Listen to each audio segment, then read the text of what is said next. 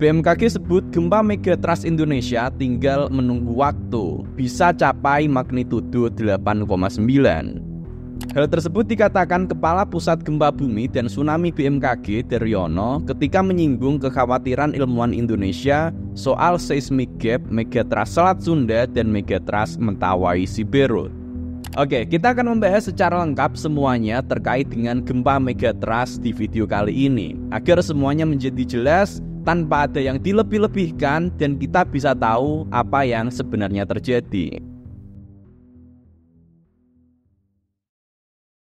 Oke, kabar tentang gempa megatrust di Indonesia ini kembali ramai setelah terjadi gempa bumi berkekuatan magnitudo 7,1 yang baru saja melanda Jepang minggu lalu. Gempa ini telah memicu kekhawatiran di kalangan ilmuwan Jepang bahwa akan ada potensi gempa dahsyat berikutnya di zona yang disebut dengan megatrust Nankai. Kekhawatiran ini juga adalah kekhawatiran yang sama yang dialami oleh ilmuwan di Indonesia, khususnya terhadap megatrust Selat Sunda dan megatrust Mentawai Siberut. Karena kedua hal ini, yaitu potensi megatrust yang ada di Nankai Jepang dan potensi megatrust yang ada di Indonesia, keduanya sama-sama berada dalam kondisi kritis. Tinggal menunggu waktunya saja sebelum gempanya akan terjadi. Agar lebih jelas, di sini kita akan membahas terlebih dahulu terkait dengan bagaimana gempa bumi bisa terjadi.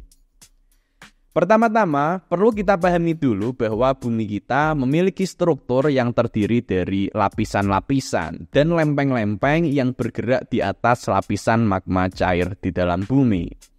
Lempeng-lempeng ini ukurannya sangat besar masing-masingnya dan mereka semuanya bergerak secara perlahan. Kontak antar lempeng bumi inilah yang kemudian mengakibatkan muncul getaran yang kita sebut sebagai gempa bumi. Jenis dari gempa bumi ada bermacam-macam dan salah satunya adalah yang kita sebut sebagai gempa megatrust. Nah, ini ada yang perlu diluruskan. Ketika kita mendengar kata gempa megatrust, maka kesannya adalah ini adalah sebuah gempa dengan kekuatan yang sangat besar karena ada kata mega atau besar di situ. Nah, ini adalah hal yang tidak sepenuhnya tepat karena arti dari megatrust sebenarnya bukan seperti itu. Kata mega dalam megatrust menunjukkan bahwa ukuran dari kontak antar lempengnya sangatlah besar. Jadi yang besar adalah ukurannya, bukan kekuatannya. Kontak yang besar ini memang bisa menghasilkan sebuah gempa dengan kekuatan yang sangat besar, tapi tidak selalu demikian hasilnya. Lebih spesifiknya, gempa megatrust adalah gempa yang terjadi dengan wilayah kontak yang luas pada area di mana satu lempeng bumi berada di bawah lempeng lainnya. Area ini disebut juga dengan zona subduksi. Ketika kedua lempeng ini mengalami kontak dan lempeng yang ada di bawah bergerak, ini membuat lempeng yang menempel di atas berkontraksi. Ada energi besar yang tersimpan pada lempeng ini. Ketika lempeng atas sudah tidak bisa menahan kontraksinya, maka lempeng ini akan lepas dan menghasilkan energi yang besar. Inilah getaran yang mengakibatkan gempa megatrust yang memiliki potensi kekuatan sangat besar. Simpelnya, kekuatan gempa megatrust bergantung pada seberapa jauh lempeng di atas ini berkontraksi. Jika baru sedikit udah lepas, maka gempanya akan cukup pelan gampangnya. Tapi jika sudah sampai berkontraksi sampai jauh, maka potensi gempa yang dihasilkan memiliki kekuatan yang lebih besar. Gempa megatrust ini juga lah yang menjadi penyebab dari kejadian gempa yang terjadi di Aceh tahun 2004 yang juga gempa yang sangat kuat ini sampai mengakibatkan terjadi tsunami. Dan di sini juga bisa kita lihat ada banyak sekali daftar kejadian gempa megatrust yang sudah pernah terjadi. Dan inilah yang dikhawatirkan juga di Indonesia. Indonesia adalah sebuah negara yang sangat rawan. Di sini bisa kita lihat gambaran umumnya untuk petanya di mana terdapat area subduksi atau daerah ketika ada lempeng yang bertumpukan dengan lempeng lainnya. Di sini bisa kita lihat bahwa hampir semua tempat di Indonesia ternyata memiliki area ini kecuali Kalimantan di sini. Jika dipetakan, ada total 16 titik megatrust di Indonesia dengan titik yang paling aktif, yang paling sering banyak diteliti adalah yang ada di Selat Sunda dan Mentawai Siberut.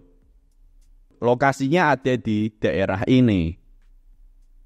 Oleh BMKG disampaikan bahwa megatrust ini memiliki potensi gempa yang kekuatannya dapat mencapai 8,9 magnitudonya. Dan ini tinggal menunggu waktu.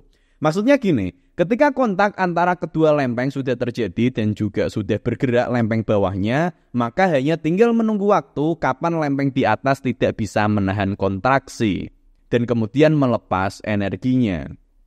Dan problemnya, untuk lempeng Selat Sunda misalnya, di sini dia terakhir terjadi gempa besar adalah di tahun 1757. Artinya sudah lebih dari 200 tahun belum terjadi gempa lagi. Jadi konstruksinya ini sudah sangat besar teman-teman. Begitu juga dengan yang terjadi di Mentawai Siberut yang terakhir terjadi adalah di tahun 1797. Sudah ratusan tahun dan area kontak ini belum melepaskan energi lagi sehingga ada potensi gempa yang sangat besar yang masih tersimpan. Nah, dan ini juga yang perlu diluruskan teman-teman. Di sini sifatnya potensi ya, dan potensi itu berbeda dengan prediksi. Dengan teknologi yang paling maju di dunia yang ada saat ini, para ilmuwan masih belum bisa memprediksi kapan gempa bumi akan terjadi secara eksak. Mereka hanya bisa memetakan potensinya. Dan ketika kita berbicara tentang potensi, maka rentang waktunya itu sangatlah lama. Bukan lagi tentang besok, minggu depan, atau tahun depan, tapi bisa jadi sampai ratusan tahun rentang kemungkinannya. Memang ada kemungkinan ini akan terjadi dalam waktu dekat, tapi kemungkinan ini rentangnya adalah sampai ratusan tahun, teman-teman. Ini mirip juga seperti yang ada di bidang astrofisika. Bintang Betelgeuse adalah salah satu bintang yang ukurannya sangat besar dan bisa kita bilang cukup dekat dengan tata surya kita, dan harusnya dalam waktu dekat dia akan meledak. Tapi meledaknya ini kemungkinan rentangnya adalah sampai ratusan ribu tahun. Jadi kemungkinannya sangat panjang. Potensi megatrust ini sebenarnya sudah diteliti sejak lama. Tiap beberapa tahun informasi ini ramai lagi, viral lagi, terutama yang terkait dengan Sunda Megatrust. Dan memang bahwa potensi ini memang benar ada dan kita tidak bisa menghentikannya. Termasuk ketika terjadi gempa di Jepang minggu lalu, yang mana gempa ini ada kemungkinan untuk memicu megatrust Nankai. Ada kemungkinan juga bahwa megatrust ini nantinya juga akan memicu terjadinya gempa megatrust yang ada di Indonesia, meskipun kita belum dapat memastikannya. Satu hal yang pasti, yang bisa kita lakukan adalah melakukan mitigasi bencana. Untuk yang tinggal di daerah rawan bencana, yang artinya hampir seluruh wilayah Indonesia, maka kita harus mengetahui penanganan pertama ketika terjadi gempa itu seperti apa. Jika memungkinkan keluar, maka segera keluar ke area terbuka. Jika terjebak di ruangan, segera berlindung dari reruntuhan. Itu yang bisa kita lakukan. Kemudian kalau dari sisi pemerintah, ini yang pasti perlu sosialisasi aktif ke masyarakat terkait dengan bagaimana caranya untuk bereaksi ketika bencana tersebut terjadi. Dan juga harusnya perlu banyak sistem pendeteksi dini untuk gempa dan tsunami. Sehingga ketika ada tsunami ataupun gempa yang terjadi, langsung ada notifnya dan ada jedanya dari kejadian sampai merambat ke lokasi. Semenit lah paling untuk jedanya, tapi 1 menit ini sangat berharga dan menambah kemungkinan untuk bisa menyelamatkan diri. Akan jauh lebih baik lagi kalau kita bisa meniru seperti Jepang dalam hal mitigasi bencana. Di Jepang, struktur bangunannya didesain agar tetap tahan terhadap gempa. Jadi meskipun goyang, nggak langsung hancur, dan ini PR sangat besar untuk di Indonesia.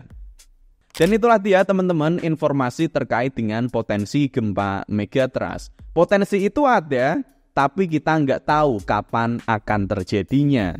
Yang perlu kita lakukan adalah kita harus waspada, dan dari sisi pemerintah harus segera nambah sistem pendeteksi dini biar nanti bisa menambah kemungkinan untuk menyelamatkan diri. Oke, demikian. Terima kasih.